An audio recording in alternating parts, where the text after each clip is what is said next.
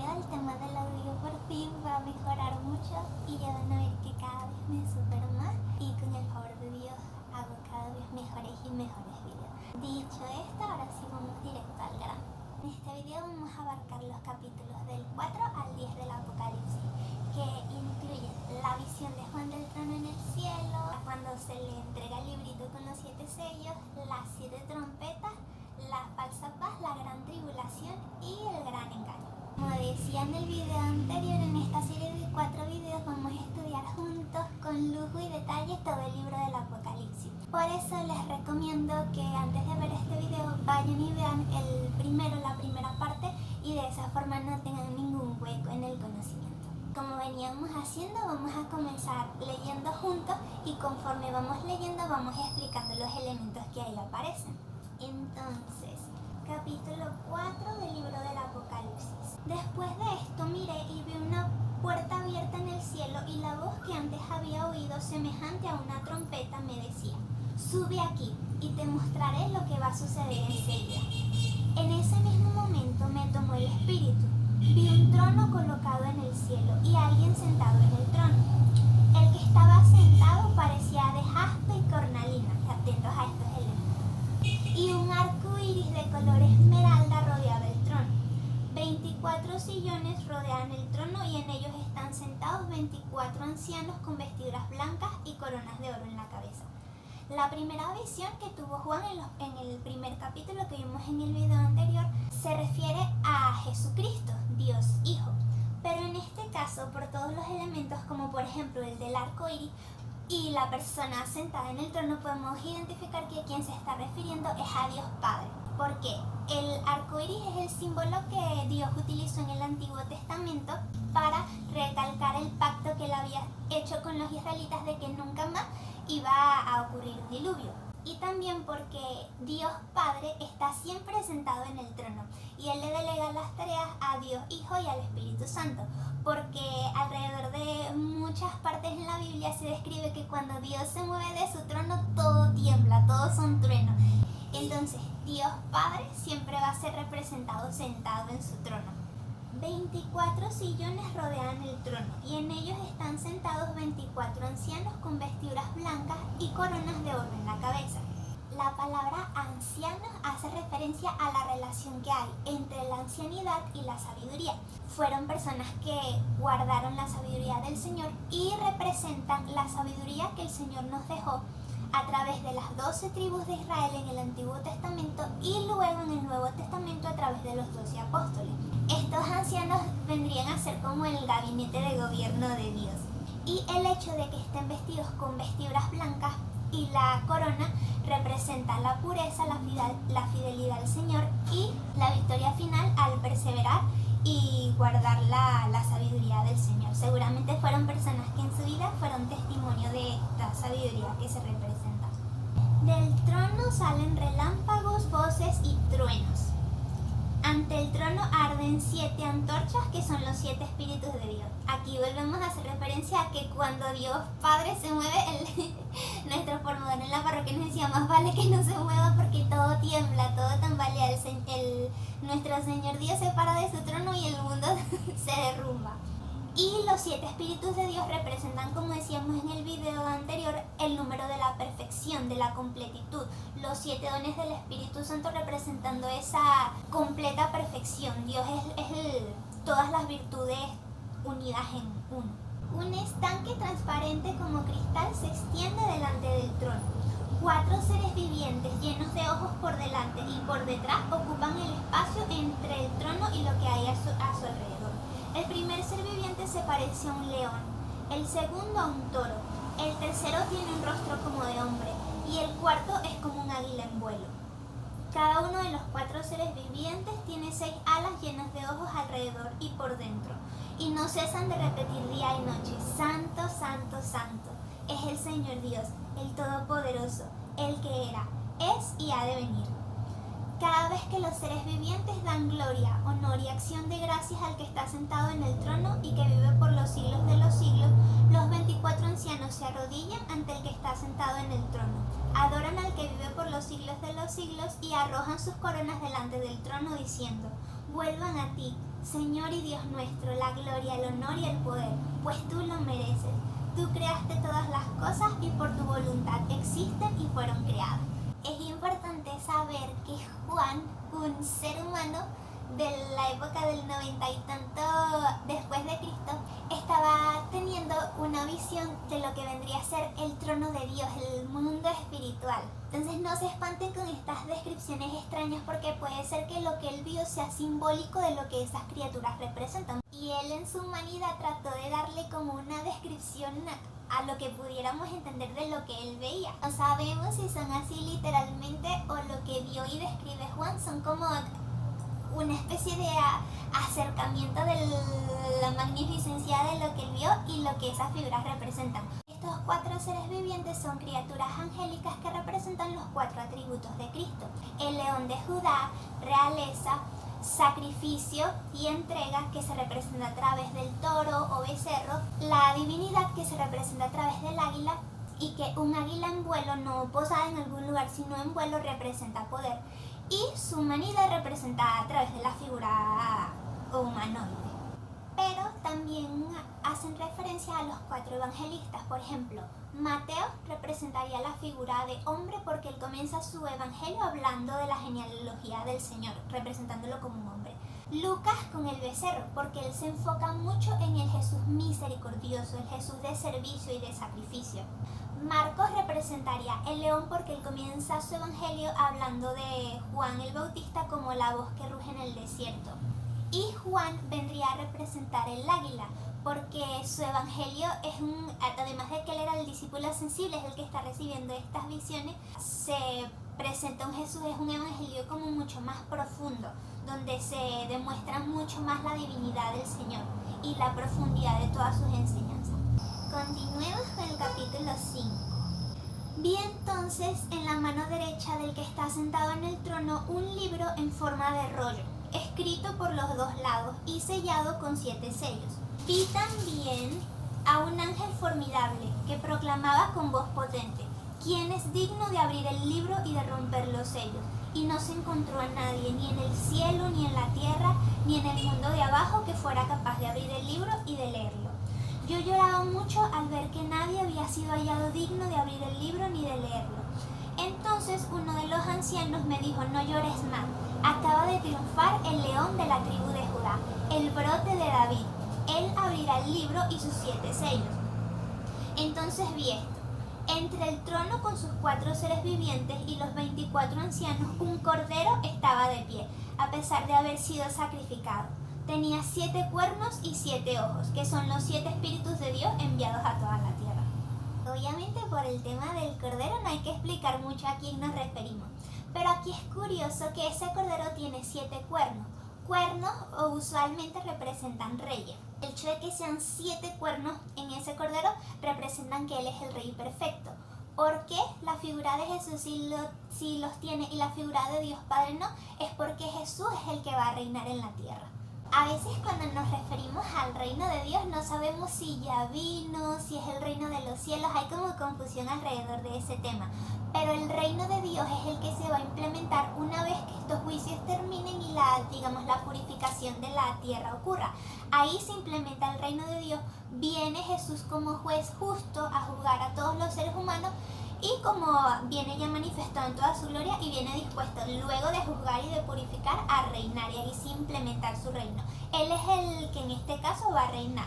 Y los 7 espíritus de Dios también nuevamente representan la perfección de Dios Hijo con las 7 virtudes, los 7 dones del Espíritu Santo absolutamente completo. El Cordero se adelantó y tomó el libro de la mano derecha del que está sentado en el trono, Dios Padre. Cuando lo tomó, los 4 seres vivientes se postraron ante el Cordero. Lo mismo hicieron los 24 ancianos que tenían en sus manos arpas y copas de oro llenas de perfume, que son las oraciones de los santos. Y cantaban este cántico nuevo: eres digno de tomar el libro y de abrir sus sellos, porque fuiste degollado y con tu sangre compraste para Dios hombres de toda raza, lengua, pueblo y nación. Los hiciste reino y sacerdotes para nuestro Dios, y reinarán sobre la tierra. Yo seguía mirando y oí el clamor de una multitud de ángeles que estaban alrededor del trono, de los seres vivientes y de los ancianos. Eran millones, centenares de millones, que gritaban a toda voz: digno es el Cordero degollado, de recibir poder y riqueza, sabiduría y fuerza, honor, gloria y alabanza.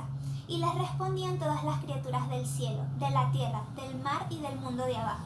Oí que decían: al que está sentado en el trono y al Cordero, la alabanza, el honor, la gloria y el poder, por los siglos de los siglos. Y los 4 seres vivientes decían amén, mientras los ancianos se postraban y adoraban. Antes de continuar con lo que sucederá una vez se abran los 4 sellos, es importante que recordemos que este es un libro profético.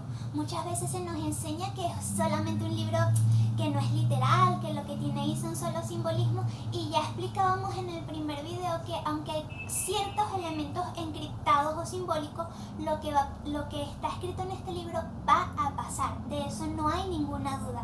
No es casualidad que esté escrito justamente al final, es el libro que cierra y finaliza la Biblia.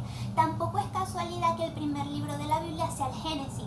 Se inicia con la creación de Dios y toda la creación de Dios y su plan para nosotros finaliza con el libro del Apocalipsis. Luego del Génesis, el Antiguo Testamento recorre todo lo que pasó con la tribu de Israel. Comienza el Nuevo Testamento con la primera venida de nuestro Señor a la tierra. Él dejó la promesa de la segunda venida. El Nuevo Testamento narra lo que ocurrió con los apóstoles y el Apocalipsis narra lo que va a ocurrir al final del plan de Dios. Es muy importante que estemos muy claros en eso. Es un libro de esperanza, eso sí, el Señor nos promete victoria, no hay que asustarnos, no hay que atemorizarnos, pero es muy importante que sepamos la naturaleza y la realidad de este libro, que es un libro profético, y tengan por seguro que cada una de las palabras que ahí están escritas se va a cumplir, como se han cumplido profecías anteriores y como el Señor nos dijo y nos prometió que pasaría. También recordar la razón por la que este libro comienza con las palabras bienaventurados, felices los que lean las palabras de este libro y hagan caso de ella. Se refiere a que sin el conocimiento de este libro, curiosamente es el libro que más se evade en el cristianismo. Sin el conocimiento de este libro, sin saber para qué fue hecho, no vamos a estar preparados para lo que vendrá. Y más adelante vamos a ver el por qué necesitamos estar muy atentos, el por qué el Señor en sus evangelios, porque hay muchos otros versículos de la Biblia que hacen referencia a este final de los tiempos, porque el Señor dice: estén preparados, vigilantes. Menciona la parábola de las novias que esperan al novio con las lámparas, y las prudentes tenían aceite de repuesto y las que no, cuando llegó el novio que representa esa segunda venida del Señor, no tenían aceite, por lo tanto se quedaron oscuras. La prudencia de las novias que sí esperaron con aceite de repuesto se refiere a esto, a las personas que sí ponen toda su alma y corazón en estar preparados de todas las maneras posibles para esa segunda venida del Señor y que entienden el propósito de la creación y el plan de Dios. Tengan presente esto, y esta es la razón por la que grabo estos videos con tanta insistencia y con tanto corazón. Sin el conocimiento de este libro, sin las palabras de este libro, no vamos a estar preparados para lo que vendrá. Vamos a ser fácilmente engañados. No hay forma que sin haber recibido las revelaciones, por eso se llama revelaciones. En inglés este libro se llama Revelations, revelaciones. Sin haber recibido las revelaciones de este libro, no hay forma de que luego del gran engaño no seamos fácilmente engañados. La única forma de estar preparados es con esto. Aquí, capítulo 6, los 7 sellos.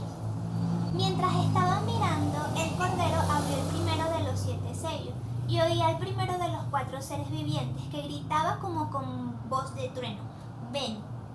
Apareció un caballo blanco. El que lo montaba tenía un arco. Ojo con estos simbolismos. Aquí sí se demuestra lo que decíamos de simbolismos y mensajes encriptados. El que lo montaba tenía un arco. Le dieron una corona y partió como vencedor y para vencer. Le voy a aclarar esto por si acaso les pasa como a mí. Yo comencé a leer el libro de Apocalipsis hace muchos años como autodidacta. Y yo me acuerdo que la primera vez que yo lo leí, yo pensaba que literal iba a ponerse un ángel en el cielo, que lo iban a ver en todo, iba a ser, no sé, omnipresente, lo iban a ver en todos los países, iba a hablar en todos los idiomas, o sea, cada persona lo iba a entender, y él iba a narrar, se lo iba a ir narrando, como que se iba para viene el primer caballo, y yo me imaginaba como que aparecía como que el caballo recorriendo todo el mundo y empezaba empezaban a pasar los acontecimientos. Pero lo cierto es que no. Estos acontecimientos no se refieren a lo que pasara en un orden cronológico. No es como que literal van a aparecer esas figuras en el cielo y van a ir narrando los acontecimientos, pero es bastante probable que esto sea lo que ocurra en el mundo espiritual y es lo que dé inicio a esos eventos aquí en la tierra. Sin necesidad de ver el caballo que recorre el mundo y el ángel que habla todos los idiomas. Y para aclarar. Entonces, muy atentos al significado de estos simbolismos. Es un caballo blanco. No es ni negro ni verde representando, no sé, muerte o guerra. Aparece con un arco. Pero es curioso que aparece con un arco sin flechas. Le dieron una corona y partió como vencedor y para vencer. El hecho de que este jinete se presente con un arco, pero sin flecha, lo que representaría un arma incompleta, porque para que un arco sea un arma que ataque necesita la flecha, quiere decir que las armas con las que este jinete va a atacar no son armas convencionales. Él va a atacar con los engaños, la manipulación, se va a presentar como algo bueno, pero en realidad es un peligro y riesgo disfrazado. Por eso la razón del arco. Este jinete de blanco va a ser el gran engañador. Va a representar a ese personaje que no sabemos quién es, no nos pongamos tampoco paranoicos a buscar nombres, el presidente de tal, el anticristo, no. Va a representar a este personaje o este sistema que se va a encargar de manipular y engañar a todas las naciones de la tierra. Va a promover una supuesta paz, un supuesto progreso entre todas las naciones. Por fin todo el mundo se logró la paz mundial, estamos avanzando, estamos progresando, y dicen las escrituras que este gran engaño puede arrastrar incluso a muchos creyentes. Aunque esté disfrazado de bondad y progreso y de paz, lo que oculta, las intenciones que oculta este jinete del caballo blanco es control, dominio. Cuando abrí el segundo sello, oí al segundo ser viviente gritar: ven. Salió entonces otro caballo de color rojo fuego. Al que lo montaba se le ordenó que desterrara la paz de la tierra, y se le dio una gran espada para que los hombres se mataran unos a otros. Lo que este caballo representa es disturbio, guerra, discordia entre diferentes seres humanos y posiblemente también diferentes territorios. Cuando abrió el tercer sello, oí gritar al tercer ser viviente: ven. Esta vez el caballo era negro. El que lo montaba tenía una balanza en la mano. Entonces se escuchó una voz de en medio de los cuatro seres que decía: una medida de trigo por una moneda de plata, 3 medidas de cebada por una moneda también. Ya no gastes el aceite y el vino. Hay también otras traducciones que dicen no ataques al aceite y el vino. ¿A qué se refiere este caballo? Es bastante probable que las guerras y las discordias y los disturbios de los que hablábamos con el caballo anterior traigan también escasez y problemas en la tierra. El hecho de que diga no gastes el aceite y el vino o no ataques al aceite y el vino. En la antigüedad el aceite y el vino eran como alimentos muy valiosos, como mucho más costosos. A lo que se refiere es que para el momento de este juicio del caballo negro no se va a atacar a los ricos y poderosos. Va a haber como un grupo de ricos y poderosos que no van a ser afectados por el momento por este juicio. El hecho de que se muestre a jinete con una balanza representa lo mismo de la escasez. Todo se va a medir y rendir, y bueno, para los venezolanos estamos bastante habituados con este sistema. Cuando abrió el cuarto sello, oí el grito del cuarto ser viviente: ven. Se presentó un caballo verdoso. Al que lo montaba lo llamaban muerte, y detrás de él iba otro, el mundo del abismo. Se le dio poder para exterminar a la cuarta parte de los habitantes de la tierra por medio de la espada, el hambre, la peste y la fiera. Los juicios que vamos a ver en todo este libro van a representar las catástrofes más fuertes que se han enfrentado en toda la historia de la humanidad.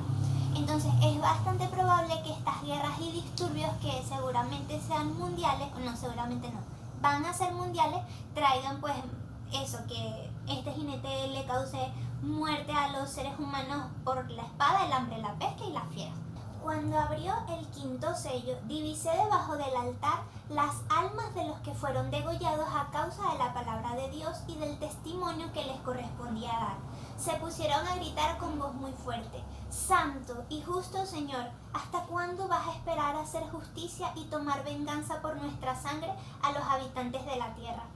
Entonces se les dio a cada uno un vestido blanco y se les dijo que esperaran todavía un poco, hasta que se completara el número de sus hermanos y compañeros de servicio que iban a ser muertos como ellos, muertos mártires también durante esta última gran persecución y gran tribulación. Y mi visión continuó. Cuando el Cordero abrió el sexto sello, se produjo un violento terremoto. El sol se puso negro como vestido de luto. La luna entera se tiñó como de sangre, y las estrellas del cielo cayeron a la tierra como una higuera deja caer sus higos verdes al ser agitada por el huracán. El cielo se replegó como un pergamino que se enrolla, y no quedó cordillera o continente que no fueran arrancados de su lugar. Los reyes de la tierra, los ministros, los generales, los ricos, los poderosos y toda la gente, tanto esclavos como hombres libres, se escondieron en las cavernas y entre las rocas de los cerros, y decían: caigan sobre nosotros cerros y rocas y ocúltennos del que se sienta en el trono y de la cólera del Cordero, porque ha llegado el gran día de su enojo, ¿y quién lo podrá aguantar? Aquí representa que todo el mundo, absolutamente todo el mundo, va a ser juzgado por igual, esclavos, libres, ricos, poderosos. Porque ¿qué pasa? Muchas veces los poderosos, los gobernantes del mundo, se confían en sus propias posesiones, en su propio poder, y se olvidan que Dios es el dueño del verdadero poder en el cielo y en la tierra. Seguramente muchos van a comprar sacas de harina, de enlatados, van a esconderse en un búnker, pero lo que aquí se explica es que da igual donde se escondan, el juicio va a llegar a todos por igual. No hay fuerza, no hay búnker, no hay tecnología, no hay satélites, no hay ningún poder humano que pueda resistirse al poder y la justicia de Dios. Este sexto sello, representado, también se conoce mucho como el último acto de misericordia del Señor. ¿Por qué? Porque va a ser un evento universal, astronómico, biológico, como nunca antes ha sido visto. El sol negro, el cielo se va a replegar, seguramente se altere también el movimiento de los planetas y la Tierra en relación que cause biológicamente estas catástrofes. Pero lo que todo esto va a simbolizar es que esto viene del poder de Dios, esto no es cosa de humano. Y la razón por la que es el último acto de misericordia es porque ya es como la última sacudida que da el Señor para que las personas se arrepientan. Y si una persona, para llegado a este punto, no se arrepintió, es porque ya no se arrepiente con nada. Recuerden que lo que más nos aleja del Señor es el orgullo y la soberbia. El orgullo y la soberbia endurecen nuestro corazón. Y Dios, que examina nuestros corazones, sabe en qué punto un corazón ya se logró endurecer tanto que ya no hay forma de que lo deje entrar. Es por eso que llegado a este punto, el que no se arrepintió es porque ya su corazón llega a un punto en el que de ninguna forma va a abrirse a recibir al Señor. También es el último acto de misericordia porque, como dice aquí, el juicio va a llegar a todos, ricos y poderosos. Muchas personas se arrepienten en el último momento de su vida y ven como su vida, cuando ven su vida pasar por enfrente de sus ojos. Sí, de repente muchos poderosos se sentían confiados en sus posiciones, en sus búnkers, en sus vacas de alimentos acumulados y todo eso, y ven que ante el poder de Dios no hay forma de resistirse. Es posible que muchos solamente en este sexto sello sea la única forma de que se arrepientan.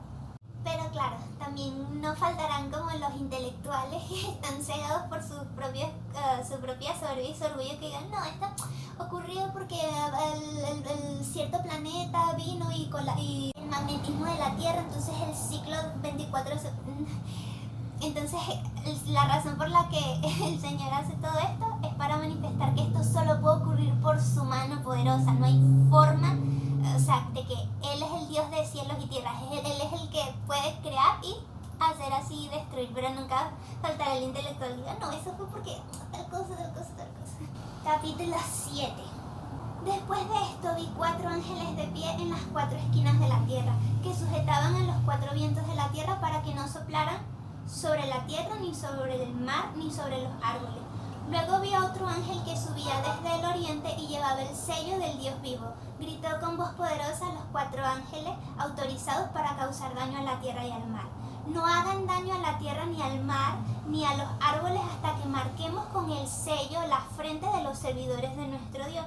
Entonces oí el número de los marcados con el sello, 144.000, de todas las tribus de los hijos de Israel.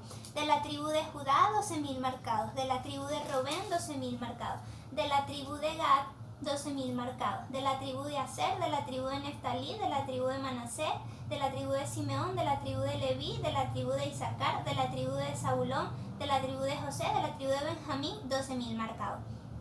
Este número es simbólico, no tienen por qué ser necesariamente 140.000 exactos el número de marcados con el sello de nuestro Señor. Después de esto vi un gentío inmenso, imposible de contar, de toda nación y raza, pueblo y lengua, que estaba de pie delante del trono y del Cordero, vestidos con vestiduras blancas y con palmas en sus manos, y gritaban con voz poderosa: ¿Quién salva fuera de nuestro Dios, que se sienta en el trono y del Cordero? Todos los ángeles estaban de pie alrededor del trono, de los ancianos y de los 4 seres vivientes. Se postraron ante el trono, rostro en tierra, y adoraron a Dios diciendo: Amén. Alabanza, gloria, sabiduría, acción de gracias, honor, poder y fuerza a nuestro Dios por los siglos de los siglos. Amén. Uno de los ancianos tomó la palabra y me dijo: Esos que están vestidos con vestiduras blancas, ¿quiénes son y de dónde vienen? Yo contesté: Señor, tú lo sabes. El anciano me replicó: Esos son los que vienen de la gran persecución. Han lavado y blanqueado sus vestiduras con la sangre del Cordero. Por eso están ante el trono de Dios y le sirven día y noche en su templo. El que está sentado en el trono extenderá su tienda sobre ellos. Ya no sufrirán más hambre, ni sed, ni se verán agobiados por el sol, ni por viento abrasador alguno. Porque el Cordero que está junto al trono será su pastor, y los guiará a los manantiales de las aguas de la vida, y Dios enjugará las lágrimas de sus ojos. Este evento en el que los ángeles piden no atacar, que no sean afectados los marcados por el sello del Señor, hace referencia al Antiguo Testamento, cuando en la tribu de Israel ellos no fueron afectados por la última plaga de la muerte de los primogénitos al marcar sus casas.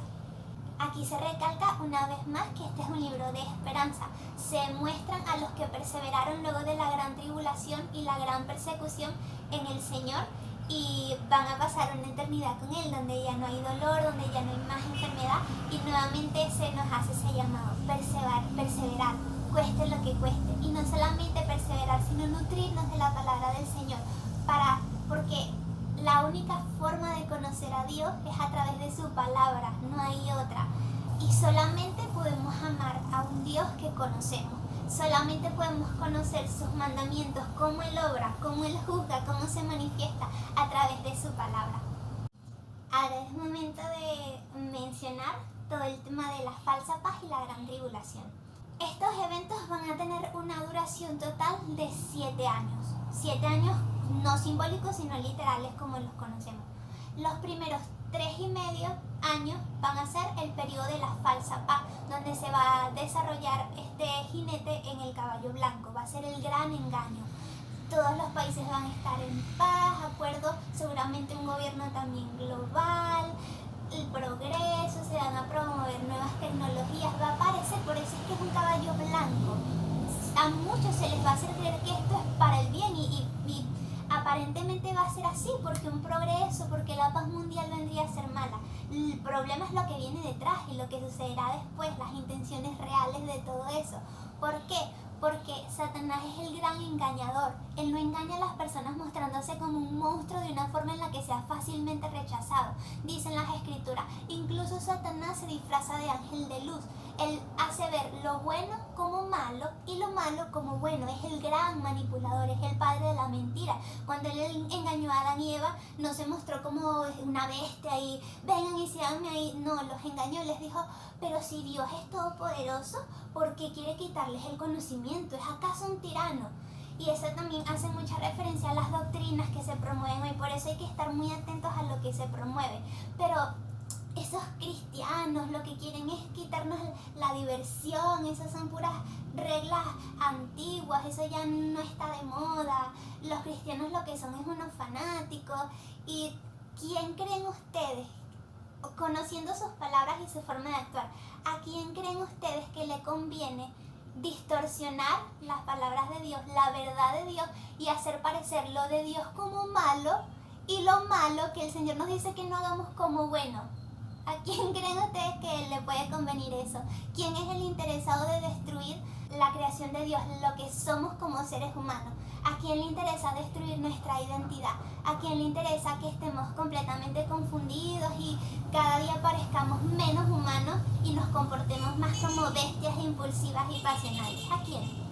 Entonces, la falsa paz van a ser esos primeros 3 años y medio donde se va a desarrollar todo este gran engaño, donde dicen las escrituras que muchos caerán. Por eso es muy importante estar al día con estas señales y acontecimientos.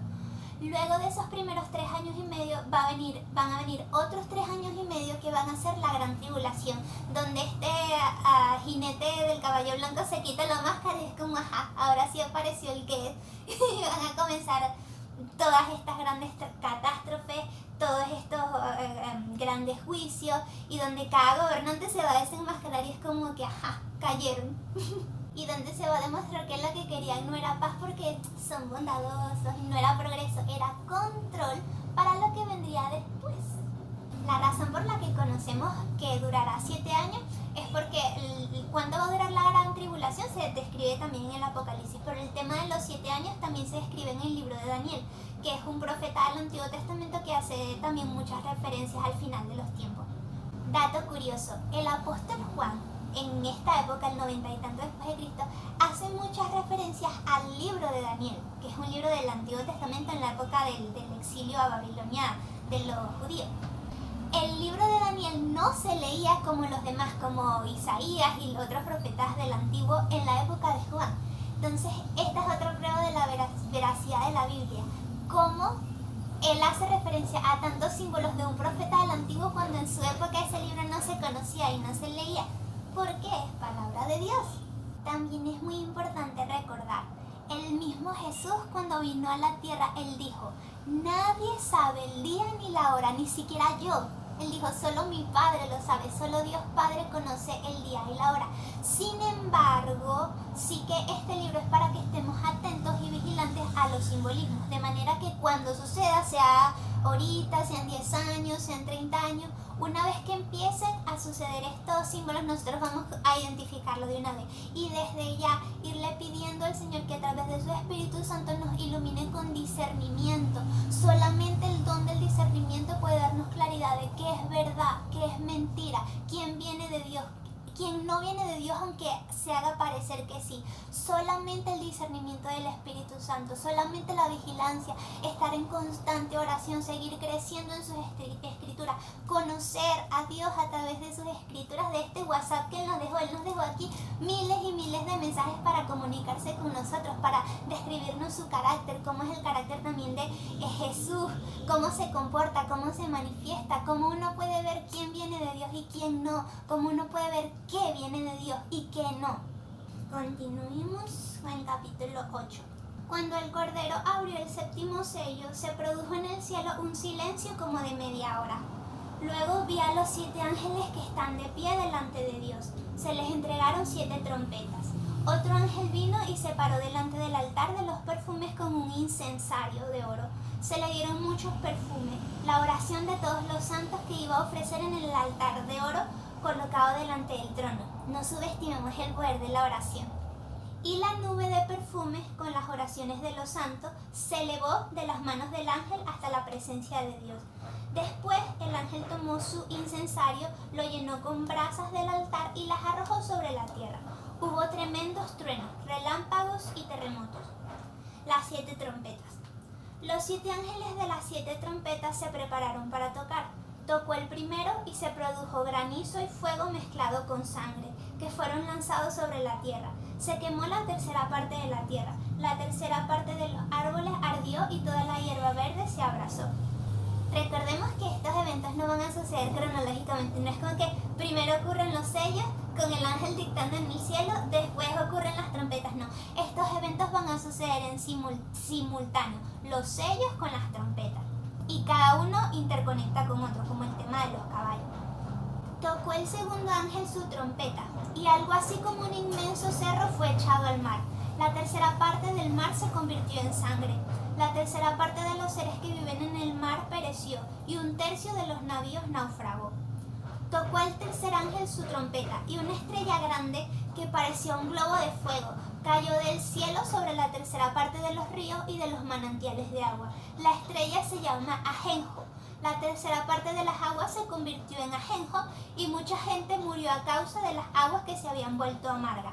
Muchas personas piensan que esta estrella llamada ajenjo puede hacer referencia a una bomba nuclear o a algún satélite. Es algo que cae y que cuando cae produce una contaminación tan grande que las aguas se vuelven amargas, o sea, se vuelven intomables. También puede hacer referencia a un derrame de petróleo, pero por las descripciones que hace Juan, recordamos que para la época él no conocía nada de los armamentos que tenemos nosotros en la actualidad. Él cuando vio todo esto, pues la descripción que él encontró fue una estrella cayendo del cielo como fuego y pudiera hacer referencia a una bomba nuclear. Tocó el cuarto ángel su trompeta y quedó afectada la tercera parte del sol, de la luna y de las estrellas. Perdieron un tercio de su claridad. La luz del día disminuyó un tercio y lo mismo la de la noche. Y mi visión continuó. Oía un águila que volaba por lo más alto del cielo y que decía con voz potente: ay, ay, ay, de los habitantes de la tierra cuando resuene el sonido de las trompetas que los tres últimos ángeles van a tocar. Aquí hay que hacer una pausa también para hacer otra aclaratoria. La época en la que vivimos, la época antes de esta gran tribulación, es la época de la gran misericordia. Es la época en la que todavía hay chance, sin necesidad de estas cosas, de arrepentirnos. Una vez que comiencen a suceder todas estas cosas, dicen aquí muchas veces las escrituras, perecerá una tercera parte de la humanidad. Cuando no sacan la cuenta, eso es demasiado. Son demasiadas personas las que rechazan y van a rechazar la palabra de Dios, incluso cuando todo esto sucede. Es por eso que debemos aprovechar que estamos en el tiempo de la misericordia, que no sabemos cuánto tiempo de esta época de misericordia quede para evangelizar. Por eso hago estos videos. Y la mejor forma de evangelizar es con nuestro ejemplo. Vivir nosotros la palabra de Dios, porque lo que realmente convierte a las personas no es lo que decimos, es lo que hacemos. Por eso es que y la mejor forma de ser testimonio es con esto, aprendiendo de las escrituras, y de lo que aprendemos, imitarlo, vivirlo, ejemplificarlo. Mientras todavía hay tiempo, no nos confiemos. Guarden estas palabras, pinéenlas. No nos confiemos. Seamos las novias prudentes que esperan al novio con aceite de repuesto. Eso quiere decir estando en constante vigilancia y estudio de la palabra. No seamos las novias imprudentes que dicen: no, eso yo lo hago después, no, eso yo lo dejo para la última hora. Y cuando llega el novio, ¿ustedes creen que cuando llega Jesús vamos a hacer como con los profesores de los colegios o la universidad, que le dicen: no, profe, deme chance un día más, deme chance un día, una semana más que yo me convierto? No, señor. Llega el Señor, llega como ladrón en la noche, inesperado, y el que se preparó, y el que no, no va para el baile, así de sencillo. Por eso hay que aprovechar este tiempo de misericordia, quede el tiempo que quede, y crecer en el Señor y ayudar a los demás a crecer también. Cuando en la Biblia se dice ay, como esta águila que dice ay, ay, ay, se refiere a consecuencias y eventos muy fuertes. El orden en el que suceden estos acontecimientos de la trompeta también recuerda el orden de la creación en el Génesis. Primero en las trompetas se afecta la tierra, después se afectan las aguas y las criaturas en ella, y después se nos afecta a nosotros directamente los seres humanos. Tocó el cuarto ángel su trompeta, y tocó el quinto ángel. Vi entonces una estrella que había caído del cielo a la tierra. Le fue entregada la llave del pozo del abismo.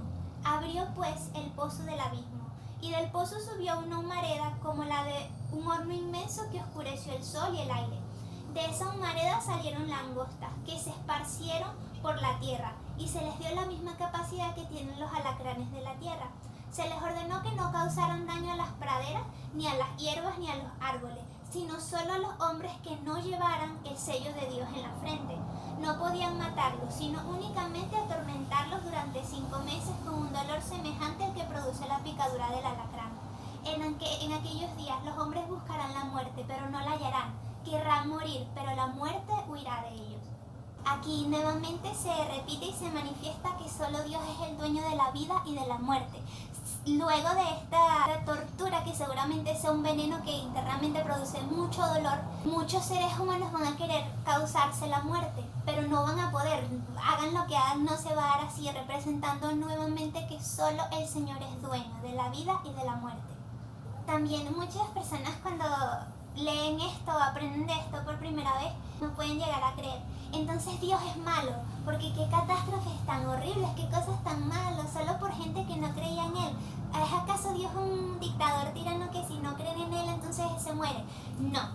La Biblia nos explica una y otra vez el carácter verdadero de Dios.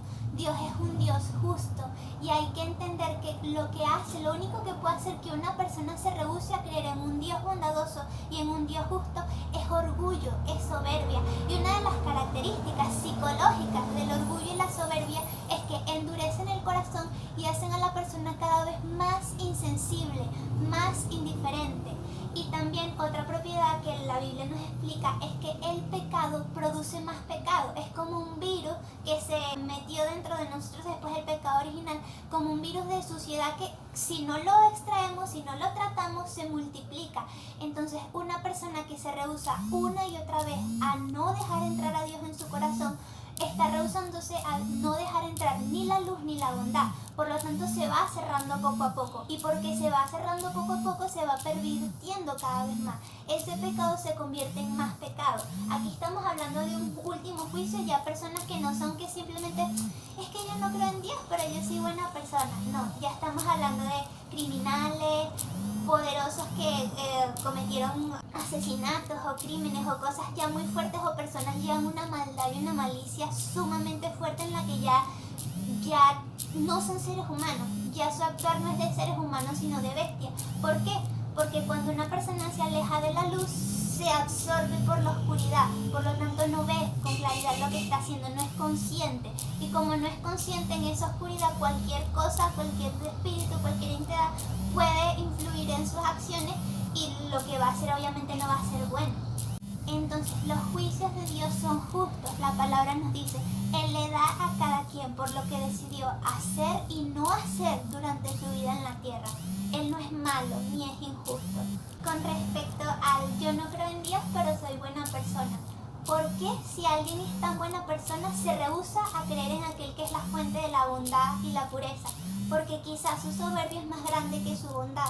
Por lo tanto, si su soberbia es más grande que su bondad, eventualmente va a tragar esa bondad. Esa bondad que tenía en su corazón son fragmentos de Dios que aún quedan ahí, que aún cuando hay chance de arrepentirse está eso. Pero si una persona repetidamente se rehúsa a creer en el Dios de bondad, la fuente misma de la bondad y la pureza, eventualmente va a volverse más perverso, más indiferente, va a dejar entrar más oscuridad a su vida. Y esa soberbia, que es lo que impide creer en Dios, que es lo que impide aceptar a Dios completamente en el corazón, se va a tragar la bondad. Por eso es que son estos juicios. El Señor examina nuestro corazón, el Señor sabe hasta qué punto una persona puede arrepentirse y cuando un corazón ya se cerró completamente. Y si un corazón se cierra completamente a la luz, naturalmente lo que va a vivir es en oscuridad. Por eso sucede esta purga, por eso sucede este juicio.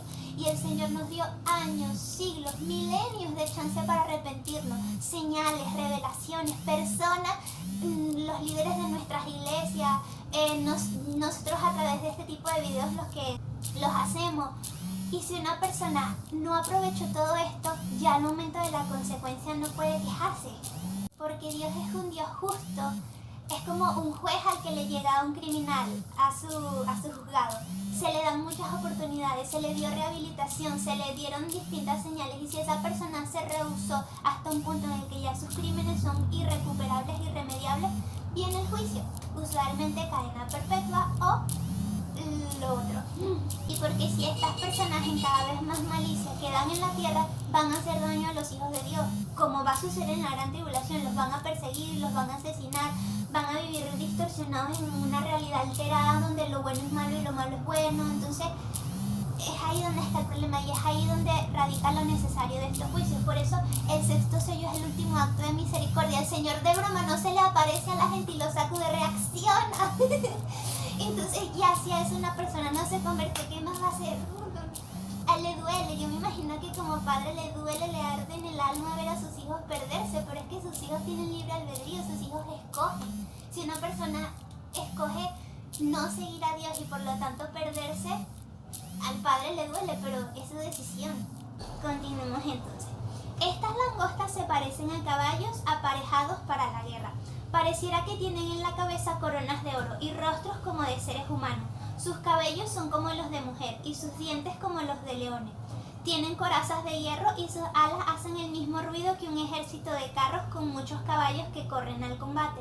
Tienen colas como de alacranes y en las colas aguijones para torturar durante 5 meses a los hombres. Tienen un rey, el ángel del abismo, que en hebreo se llama Abadón y en griego Apolión. El primer ay ha pasado, vienen todavía otros 2 detrás.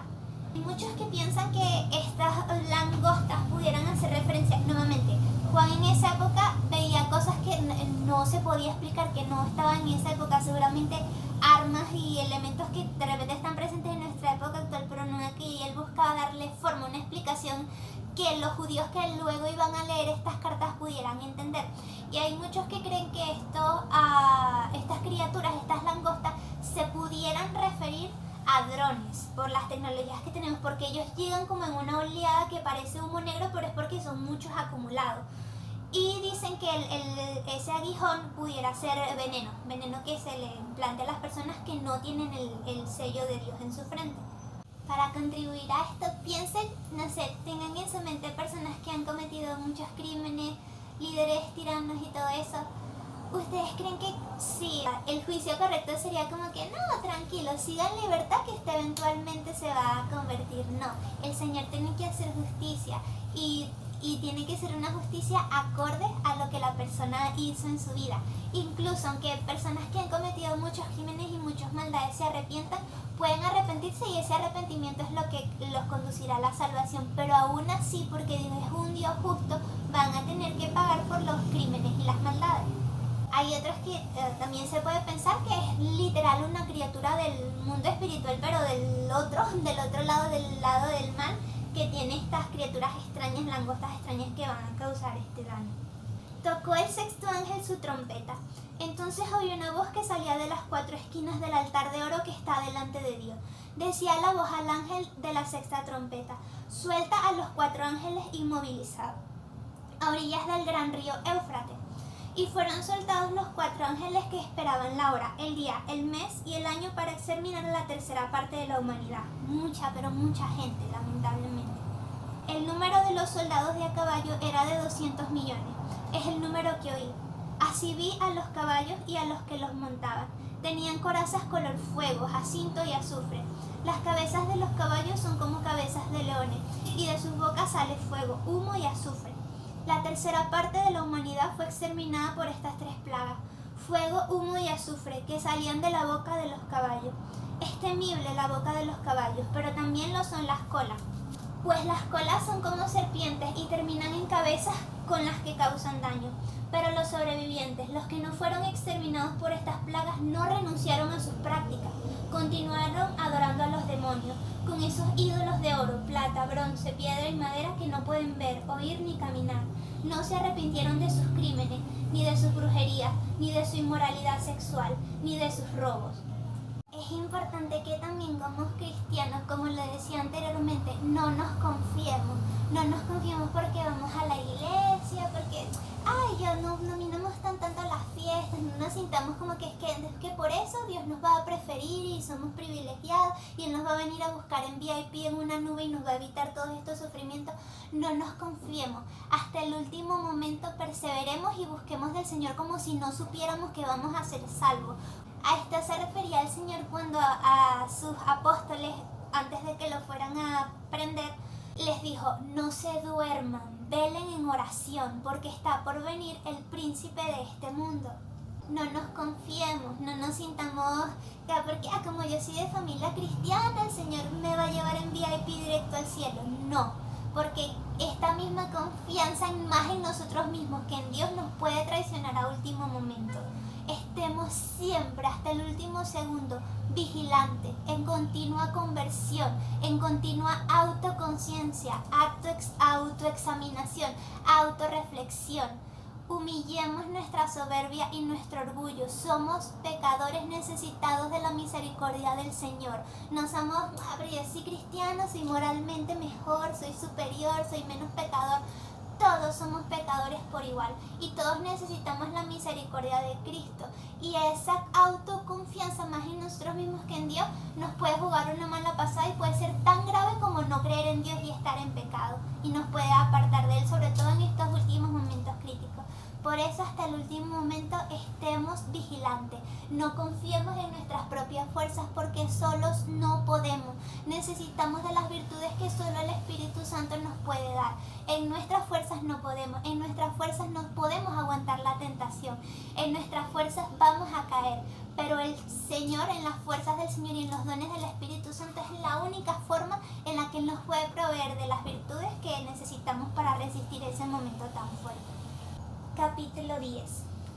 Vi después a otro ángel formidable que bajaba del cielo envuelto en una nube. El arco iris rodeaba su cabeza. Su cara era como el sol y sus piernas como columnas de fuego. En la mano tenía un librito abierto.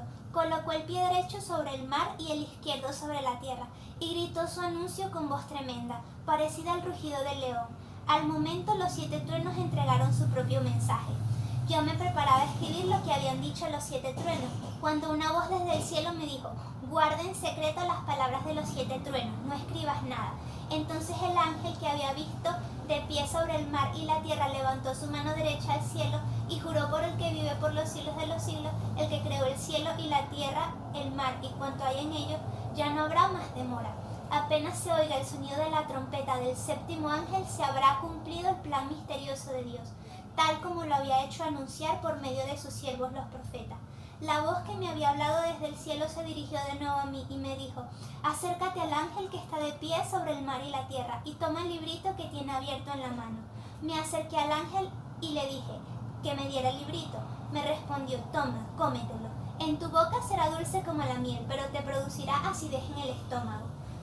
Tomé el librito de la mano del ángel y me lo comí. En la boca era dulce como la miel, pero cuando terminé de comerlo se me volvió amargo en el estómago. Entonces me dijeron: tienes que profetizar de nuevo, amenazando a muchos pueblos, naciones, lenguas y reinos. Esta librita representa este libro, el libro del Apocalipsis, todas las advertencias que Juan tenía que escribir para que profetizaran a todas las naciones. La razón por la que al comerlo sabe dulce es porque estas son palabras de esperanza y las palabras en este libro son un regalo, pero se vuelve amargo en el estómago porque digerirlo, procesarlo es fuerte, es profundo. El contenido de los truenos no los pude escribir, pero seguramente en el momento en el que todo eso suceda, hay que pedirle mucho a Dios, nos dote, si es necesario que lo sepamos, del discernimiento para poder darnos cuenta. Entonces ya con esto llegamos al fin de este video. En el próximo vamos a abarcar los capítulos del 11 al 15, donde vamos a aprender sobre los 2 testigos, el falso profeta o el anticristo y las bestias. Temas súper interesantes e importantes. Gracias por haber llegado hasta aquí, gracias por haber perseverado al final en este video de estudios y en los caminos del Señor, y que Dios me los bendiga y guarde mucho, pero muchísimo.